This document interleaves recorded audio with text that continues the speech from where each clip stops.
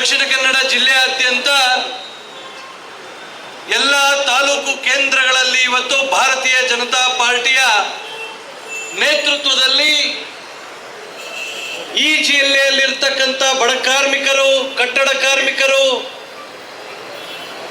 ಅರ್ಧದಲ್ಲಿ ಮನೆ ಕಟ್ಟಿ ನಿಲ್ಲಿಸಿದಂಥವರು, ಈ ರೀತಿ ಕರ್ನಾಟಕ ರಾಜ್ಯ ಸರ್ಕಾರದ ಅನಾಚಾರಗಳ ಸಮಸ್ತ ಸಂತ್ರಸ್ತರ ಪರವಾಗಿ ಇವತ್ತು ಏನು ಜನಾಕ್ರೋಶ ಸಭೆಗಳು ನಡೀತಾ ಇದೆ, ಆ ಸಭೆಯ ನೇತೃತ್ವವನ್ನು ಬಂಟ್ವಾಳದಲ್ಲಿ ಹೊತ್ತಿರ್ತಕ್ಕಂಥ ನಮ್ಮ ಜನಪ್ರಿಯ ಶಾಸಕರಾದಂಥ ರಾಜೇಶ್ ನಾಯ್ಕರೇ, ಅದೇ ರೀತಿಯಲ್ಲಿ ಈ ಸಭೆಯನ್ನು ಆಯೋಜನೆ ಮಾಡಿರ್ತಕ್ಕಂಥ ಬಂಟ್ವಾಳ ವಿಧಾನಸಭಾ ಕ್ಷೇತ್ರದ ಬಿಜೆಪಿಯ ಅಧ್ಯಕ್ಷರಾದಂಥ ಚೆನ್ನಪ್ಪ ಕೋಟ್ಯಾನವರೇ, ಸುಲೋಚನಾ ಭಟ್ರೆ, ದಿನೇಶ್ ಅಮ್ಟೂರ್ ಅವರೇ, ಇಲ್ಲಿ ಸೇರಿರ್ತಕ್ಕಂಥ ಎಲ್ಲ ಪಕ್ಷದ ಕಾರ್ಯಕರ್ತರೇ, ನಾಗರಿಕ ಸ್ನೇಹಿತರೆ, ಕಾರ್ಮಿಕ ಸ್ನೇಹಿತರೆ, ಕಟ್ಟಡ ಕಾರ್ಮಿಕರೇ ಹಾಗೂ ಮಾಧ್ಯಮದ ಸ್ನೇಹಿತರೆ,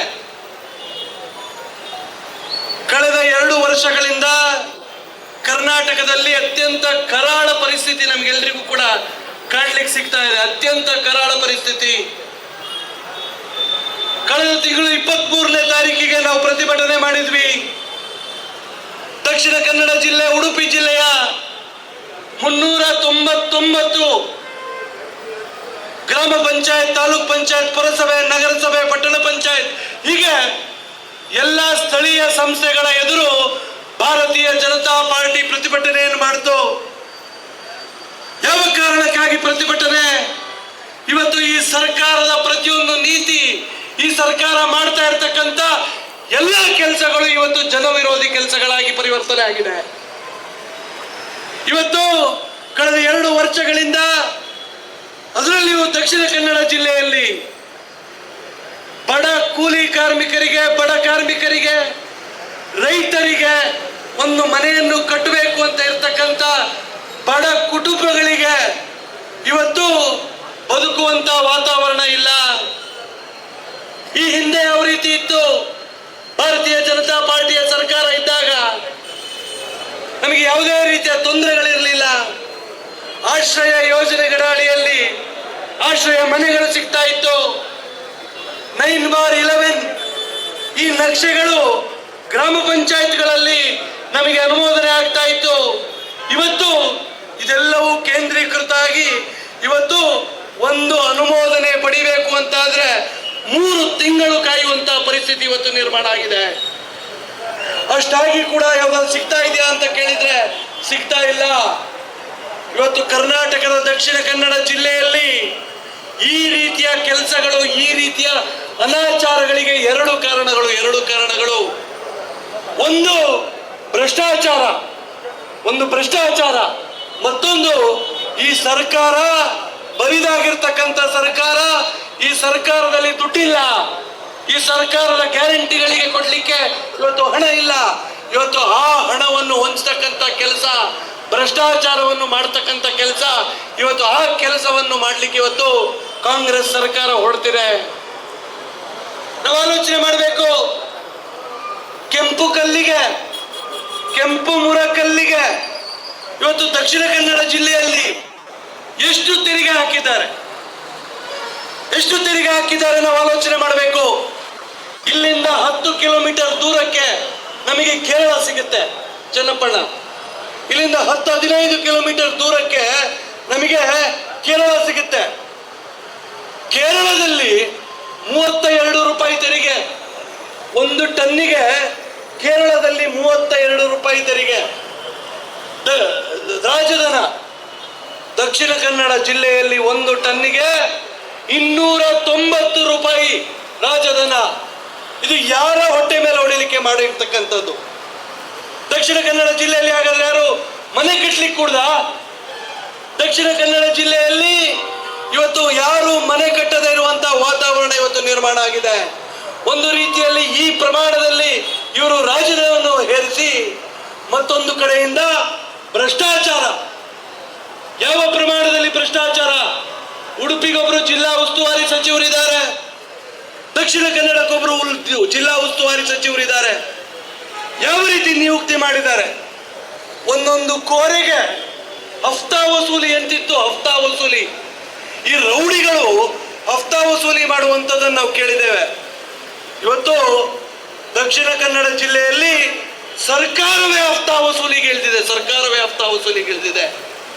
ಒಂದೊಂದು ಲಾರಿಗಳಿಂದ ದುಡ್ಡು, ಒಂದೊಂದು ಕೋರೆಯಿಂದ ದುಡ್ಡು, ಒಂದೊಂದು ಕಾಂಟ್ರಾಕ್ಟ್ನಿಂದ ದುಡ್ಡು, ಈ ರೀತಿ ಪ್ರತಿಯೊಂದರಲ್ಲಿಯೂ ಇವತ್ತು ಭ್ರಷ್ಟಾಚಾರ ಮಾಡುವತ್ತ ಇವತ್ತು ನಿರತ ಆಗಿರ್ತಕ್ಕಂಥ ಈ ಸರ್ಕಾರಕ್ಕೆ ನಾವೆಲ್ಲರೂ ಕೂಡ ಧಿಕ್ಕಾರ ಹೇಳಬೇಕಾಗಿದೆ, ಇವತ್ತು ಧಿಕ್ಕಾರ ಹೇಳಬೇಕಾಗಿದೆ. ಕೆಂಪು ಕಲ್ಲಿಗೆ ಈ ಯಾವುದೇ ರೀತಿಯ ರಾಜಧನ ಇರಲಿಲ್ಲ. ಇವತ್ತು ದಕ್ಷಿಣ ಕನ್ನಡ, ಉಡುಪಿ, ಉತ್ತರ ಕನ್ನಡದ ಕೆಲ ಭಾಗ, ಮಲೆನಾಡಿನ ಕೆಲ ಭಾಗಗಳಲ್ಲಿ ಕೆಂಪು ಕಲ್ಲನ್ನು ಭೂಮಿಯಿಂದ ತೆಗೆಯುವಂತ ವ್ಯವಸ್ಥೆ ಇದೆ. ಉಳಿದ ಭಾಗಗಳಲ್ಲಿ ಮಣ್ಣಿನಿಂದ ಇಟ್ಟಿಗೆಯನ್ನು ಮಾಡ್ತಾರೆ. ಈ ಮಣ್ಣಿನಿಂದ ಇಟ್ಟಿಗೆ ಮಾಡಲಿಕ್ಕೆ ಇವತ್ತಿಗೂ ಕೂಡ ತೆರಿಗೆ ಇಲ್ಲ, ಇವತ್ತಿಗೂ ಕೂಡ ಯಾವುದೇ ರೀತಿಯ ರಾಜಧನ ಇಲ್ಲ. ಆದ್ರೆ ನಮ್ಮ ಭೂಮಿಯಲ್ಲೇ ಸಿಗುವಂತಹ ನೈಸರ್ಗಿಕ ಇಟ್ಟಿಗೆ ಕಲ್ಲಾದಂತ ಈ ಮುರಕಲ್ಲಿಗೆ ಇವರು ಯಾವ ಕಾರಣಕ್ಕಾಗಿ ಇವರು ರಾಜಧನ ಹಾಕ್ತಾ ಇದ್ದಾರೆ, ಇದನ್ನು ನಾವು ತಿಳ್ಕೊಳ್ಬೇಕು, ಇದನ್ನು ನಾವು ಇವತ್ತು ಕೇಳಬೇಕಾಗಿದೆ. ದಕ್ಷಿಣ ಕನ್ನಡ ಜಿಲ್ಲೆಯಲ್ಲಿ ಕಳೆದ 2 ತಿಂಗಳಿಂದ ಒಂದೇ ಒಂದು ಮನೆ ನಿರ್ಮಾಣ ಆಗಲಿಲ್ಲ. ಯಾಕೆ ಮನೆ ನಿರ್ಮಾಣ? ಒಂದು ಕಡೆ ಕಲ್ಲು ಸಿಗ್ತಾ ಇಲ್ಲ, ಮತ್ತೊಂದು ಕಡೆಯಲ್ಲಿ ಹೊಯ್ಗೆ ಸಿಗ್ತಾ ಇಲ್ಲ. ಹೊಯ್ಗೆ ಸಿಗುವವರಿಗೆ ಸಿಗ್ತಾ ಇದೆ, ಕಾಂಗ್ರೆಸ್ ಮುಖಂಡರಿಗೆ ಸಿಗ್ತಾ ಇದೆ ಹೊಯ್ಗೆ, ಆದ್ರೆ ಜನಸಾಮಾನ್ಯರಿಗೆ ಹೊಯ್ಗೆ ಸಿಗ್ತಾ ಇಲ್ಲ. ಕಾಂಗ್ರೆಸ್ ಮುಖಂಡರಿಗೆ ಯಾರು ಹಫ್ತಾ ಕೊಡ್ತಾರೆ ಅವರ ಲಾರಿಗಳು ಓಡಾಡ್ತಾ ಇದೆ, ಜನಸಾಮಾನ್ಯರಿಗೆ ಹೊಯ್ಗೆ ಸಿಗ್ತಾ ಇಲ್ಲ. ಯಾವ ರೀತಿಯ ಒಂದು ದುಸ್ಥಿತಿ ಇವತ್ತು ನಿರ್ಮಾಣ ಆಗಿದೆ ನಾವು ಆಲೋಚನೆ ಮಾಡಬೇಕು. ಈ ಹಿಂದಿನ ಸರ್ಕಾರ ಇದ್ದಂತಹ ಸಂದರ್ಭದಲ್ಲಿ 272 ಪರ್ಮಿಟ್ಗಳು ನಮ್ಮ ಜಿಲ್ಲೆಯಲ್ಲಿ ಇಶ್ಯೂ ಆಗಿತ್ತು. 272 ಪರ್ಮಿಟ್ಗಳು. ಯಾವುದೇ ರೀತಿಯ ಕಟ್ಟಡ ನಿರ್ಮಾಣ ಕಾಮಗಾರಿ ಸ್ಥಗಿತ ಆಗಿರಲಿಲ್ಲ.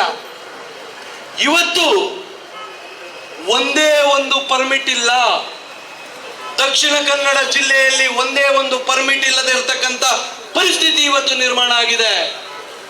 ಇದರ ವಿರುದ್ಧ ನಾವು ಹೋರಾಟ ಮಾಡಬೇಕಲ್ವಾ? ಇದರಿಂದ ಎಷ್ಟು ಜನರಿಗೆ ಇವತ್ತು ಸಮಸ್ಯೆ ಆಗಿದೆ.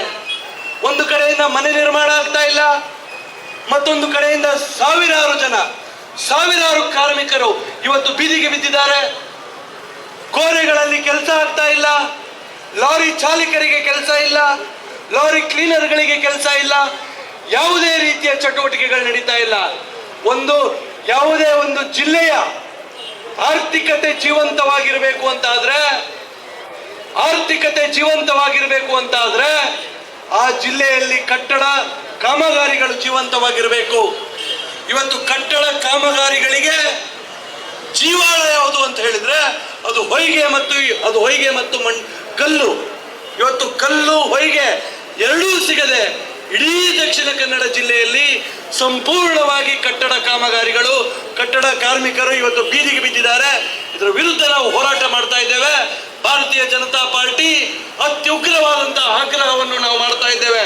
ಬರುವಂತಹ ದಿವಸಗಳಲ್ಲಿ ನಾವು ಮೊದಲಿನಿಂದ ಭಾರತೀಯ ಜನತಾ ಪಾರ್ಟಿ ಹೇಳ್ತಾ ಬಂದಿದ್ದೇವೆ, ಏನ್ ಪುರುಷನ ದಕ್ಷಿಣ ಕನ್ನಡ ಜಿಲ್ಲೆಗೆ ಪ್ರತ್ಯೇಕವಾದಂತಹ ಹೊಯ್ಗೆ ನೀತಿಯನ್ನು ಮಾಡಿ, ಮರಳು ನೀತಿಯನ್ನು ಮಾಡಿ ಎನ್ನುವಂಥದ್ದು ನಮ್ಮ ಆಗ್ರಹ ಇತ್ತು. ನಮ್ಮ ಜನಪ್ರಿಯ ಶಾಸಕರಾದಂತ ರಾಜೇಶ್ ನಾಯ್ಕ್ ಅವರು ಕೂಡ ಇದನ್ನು ಹಲವು ಬಾರಿ ನಮ್ಮ KDP ಸಭೆಗಳಲ್ಲಿ ಉಲ್ಲೇಖವನ್ನು ಮಾಡಿದ್ದಾರೆ. ಆದ್ರೆ ಈ ಸರ್ಕಾರಕ್ಕೆ ಅದರ ಗೊಡವೆ ಇಲ್ಲ. ದಕ್ಷಿಣ ಕನ್ನಡ ಜಿಲ್ಲೆಯಲ್ಲಿ ಹೊಯ್ಗೆಗೆ ನೀತಿಯೇ ಇಲ್ಲದಿರುವಂತಹ ಪರಿಸ್ಥಿತಿಯಲ್ಲಿ ಇವತ್ತು ನಾವೆಲ್ಲರೂ ಕೂಡ ಇದ್ದೇವೆ. ಆದ್ರಿಂದ ನಮ್ಮ ಭಾರತೀಯ ಜನತಾ ಪಾರ್ಟಿಯ ವತಿಯಿಂದ ಈ ಜಿಲ್ಲೆಯ ಕಾರ್ಮಿಕರ ಪರವಾಗಿ, ಸಮಸ್ತ ಸಂತ್ರಸ್ತರ ಪರವಾಗಿ ನಮ್ಮದೊಂದಿಷ್ಟು ಆಗ್ರಹ ಇದೆ. ಆ ಆಗ್ರಹವನ್ನು ನಾನು ಓದಿ ಹೇಳ್ತೇನೆ. ಈ ಆಗ್ರಹವನ್ನು ನಾವು ನಮ್ಮ ತಹಶೀಲ್ದಾರರ ಮುಖಾಂತರ ಮುಖ್ಯಮಂತ್ರಿಗಳಿಗೂ ರಾಜ್ಯಪಾಲರಿಗೂ ನಾವು ಕೊಡುವವರಿದ್ದೇವೆ. ಕೆಂಪು ಕಲ್ಲಿಗೆ ಸಂಬಂಧಪಟ್ಟ ಹಾಗೆ ಕೆಂಪು ಕಲ್ಲು ಕೋರೆಯನ್ನು ಗಣಿ ಮತ್ತು ಭೂವಿಜ್ಞಾನ ಇಲಾಖೆ ವ್ಯಾಪ್ತಿಗೆ ಸೇರಿಸಿ ಅನಗತ್ಯ ಕಾನೂನು ನಿಯಮಗಳ ಮೂಲಕ ಜನಸಾಮಾನ್ಯರಿಗೆ ಹೊರೆಯಾಗುವಂತೆ ಮಾಡಲಾಗ್ತಾ ಇದೆ. ಈ ಮೂಲಕ ಪರೋಕ್ಷವಾಗಿ ಪೊಲೀಸ್, ಕಂದಾಯ, ಗಣಿ ಇಲಾಖೆ ಅಧಿಕಾರಿಗಳು ಲಂಚಕ್ಕೆ ಪೀಡಿಸುವಂತಾಗಿದೆ. ಕರ್ನಾಟಕದಲ್ಲಿ 1 ಟನ್ ಕೆಂಪು ಕಲ್ಲಿಗೆ $290 ರೂಪಾಯಿ ರಾಜಧನ ಪಾವತಿಸಬೇಕಾಗಿದೆ. ಕೆಂಪು ಕಲ್ಲು ಕೋರೆ ಕಾರ್ಯವನ್ನು ಗಣಿ ಇಲಾಖೆಯ ವತಿಯಿಂದ ವ್ಯಾಪ್ತಿಯಿಂದ ಹೊರಗೆ ತಂದು ಮೊದಲಿನಂತೆ ಸರಳೀಕೃತಗೊಳಿಸಬೇಕು ಅನ್ನುವಂಥದ್ದು ಭಾರತೀಯ ಜನತಾ ಪಾರ್ಟಿಯ ಆಗ್ರಹ ಅನ್ನುವಂಥದ್ದು ನಾನು ಹೇಳಲಿಕ್ಕೆ ಬಯಸ್ತೇನೆ. ಅದೇ ರೀತಿಯಲ್ಲಿ ಮರಳಿಗೆ ಸಂಬಂಧಪಟ್ಟಂತೆ ರಾಜ್ಯದ ಇತರ ಭಾಗಗಳಲ್ಲಿ ಮರಳುಗಾರಿಕೆ ಮತ್ತು ಕರಾವಳಿ ಭಾಗದ ಮರಳುಗಾರಿಕೆಯ ವಿಧಾನ ಸಂಪೂರ್ಣ ವ್ಯತ್ಯಾಸ ಇರುವ ಕಾರಣ ಕರಾವಳಿ ಜಿಲ್ಲೆಗಳಿಗೆ ಪ್ರತ್ಯೇಕ ಮರಳು ನೀತಿಯನ್ನು ಈ ಕೂಡಲೇ ಜಾರಿ ಮಾಡಬೇಕು.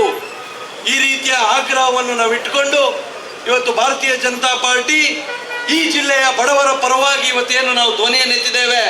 ಈ ಧ್ವನಿ ಈ ಜನಾಕ್ರೋಶ ಸಭೆಯ ಮಾತ್ರಕ್ಕೆ ಮುಗಿಯುವಂಥದ್ದಲ್ಲ.